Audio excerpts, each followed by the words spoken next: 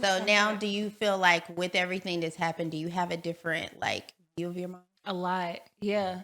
Yeah, I think some of the things were still unnecessary. Like, back in the day when you get whoopings, you get whoopings, but I understand the logic behind it. She got abused as kids all the time. So she thought that's what it's supposed to be. Yes. I didn't know that. And she didn't open up to us. I asked, like, why didn't you tell me, some of the things that happened to you in your childhood? And she told me, she said, I never wanted to talk about it. Like, I wanted to leave it. I didn't know I was doing y'all a disservice not talking about it. And I'm like, she was hurt. Yeah. So yeah.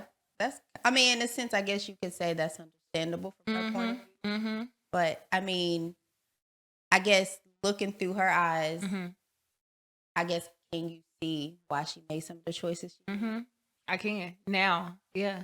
Because we just talked about it, prayed about it. Yeah, I can. Absolutely. I'm happy. Like, I ain't happy she had to go through that, but I'm just happy that she went through what she went through, so I didn't have to repeat what she went through. Like, I learned instead of imitating a lot of what she did. So now I get to be a better parent to my kids, because my mama had to show me what I didn't want to be as a parent, I guess you could say. Yeah. So. Did you have a relationship with your dad at all growing up? Yeah, I did. But I'm sorry. Okay, so my dad, he has about 14, 15 kids. Oh, wow. Pastor. Yeah. Okay. Okay. You got 14, 15 in the church? No, not in the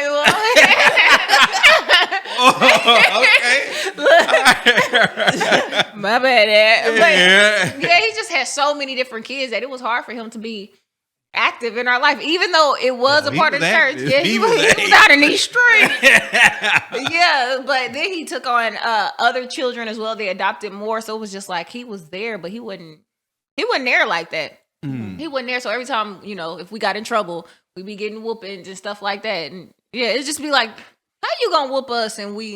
But he did try to do the best. He did bring all the children together sometimes, bring us over his house, because he had a nice house. Yeah. And let us get to know each other. So he did the best I think he could have done. Under circumstances. Yeah, because you got a lot of kids. It's hard to entertain everybody. He from the Kansas City side. Yeah, Missouri. No. Oh, he from the other side? Okay. Missouri side, yeah. Okay. Yeah.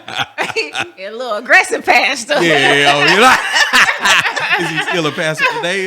No, he's not a pastor today. Everybody got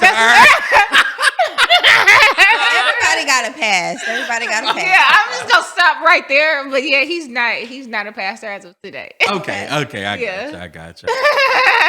I'm sorry. No, you all right. You good. But yeah, so fast forwarding. So now that you know who your parents are, and you growing up, and now Icelynn's in her 20s. Yeah. Living her adult life. Oh man. So I had my son. So now we kind of getting around into the time. I just got out of high school, and I'm sad because the guy that I'm with now, I knew he wasn't gonna be no forever type of situation, but I cheated on my forever boyfriend and my junior boyfriend.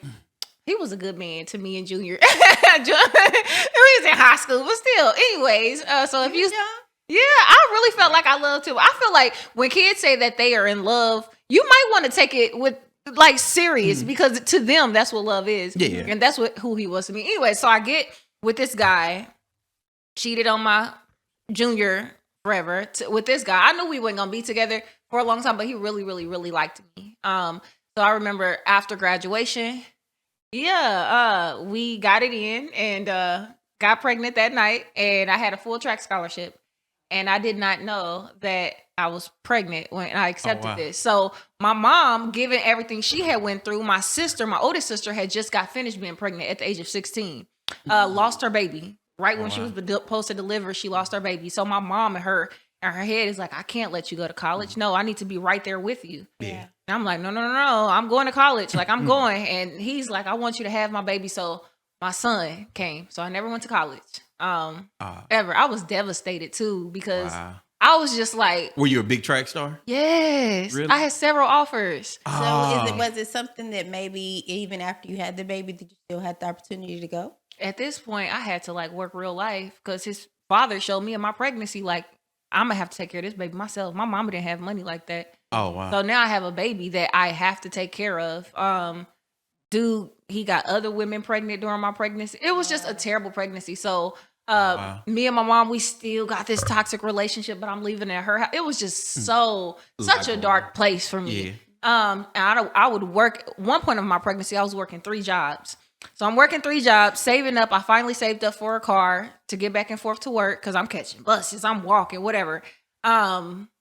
Yeah, I remember thinking like something has got to change. This cannot be my life forever. And I remember it was my very first summer. So all my life I had been to school. This is my first summer being an adult. And I got to go work. And I'm like, damn, they don't get summers off in the real world. Like, where's the summers off? I remember just thinking to myself, I can't do this for the rest of my life. Yeah. So more jobs, still broke. The more I worked, I realized I just couldn't see. And then I would look around. I see older people there and I'd ask them, hey, how do you like this? You know, they hated work. So at that point of my life, I feel like it was God showing me like, yeah, I created you for better. You know, you need to. So anyways, in my 20s, I'd say, had my son, got this low income apartment. It was the hood, shooting all the time. Car still is the Missouri side. Yeah. That's a different type of hood. Yeah, it is. It's still in cars. It was just not a good place to live at. So anyways, did that. But let me kind of connect it to the Dallas story. So I remember being 24 years old. I'm working at Quick Trip. Found out that they donuts. I don't want to say nothing that's going to get, me in trouble with Quick Trip, but found out they donuts, the way they make them, caused my skin to break out. Not even eating them, just touching it. So you were working at Quick Trip? Yeah, at the warehouse distribution. Was it your first job or No. What type of jobs were you having? What? I've worked over 35, 40 different jobs in my lifetime. 35, 40 jobs? Yeah. What was your first job? Sonic. Yeah. Mine too. Really? Yeah. Oh, can you skate? No. Okay. No, I couldn't but either. Wait, you was skating in My aunt was the manager is how I got to get my job. And I got my job early before I was able to actually. For real? Because Dang. my aunt was the manager. Did you ever steal tips? Oh, me neither. Wow, you No, I didn't. I mean, not the tips. Like, oh God. All right. I see why you had 35, 40 jobs. That's so funny. No. What was happening with the jobs? You were getting fired? No, I only got fired from like 2 or 3. One you could just quit? Yeah, I mean, it was like, I feel like now I got ADD. Well, I don't want to say it, but I think I got it. I think I've always had it. Yeah. I think I've always had it, but it would be like I get antsy, like call center jobs, because they would pay good money. But the more I would sit, I just kind of get antsy. So I start, walking around, taking extra breaks. Coming in late, figuring out. Not really cared about the job. Yeah, then I quit before I knew they was going to fire me. Yeah. So, as soon as the word got around, you might be getting fired. So you did fast food, call centers, what else? Yeah. Fast food, call centers, servers, warehouse. You worked in a warehouse? Yeah. What, driving forklift? No. You got your forklift license? No. I was making like things for airplane wings and stuff like that. It was a nice you warehouse. Some high tech stuff. Cool. Yeah, it wasn't that high tech. You I should have wouldn't saw the trust paper. no that you worked on. You should have saw the people who was trading. On your shit. I did. I went to lunch and never came back. Yeah. That plane flying right now with that part you were working I really hope not. I really hope not. Oh, no. But they had to go through like different type of layers to make sure they could actually put it in place. So they will identify if something was wrong with it. Okay. Right. Okay. We're gonna pray about that. At least they verified it. Yeah. That's a plus. Yeah. They went through several different things for security. But let's see. And then my last job I ever worked was I was a manager at a call center, which transferred me down here. Oh, okay. To Texas. Okay. Oh, so that's what transferred you. So got in a call center. Yep. Call center for who? What type of call? I was working at a government job. Really? So yeah. So at the government, you getting good jobs and quitting them? No.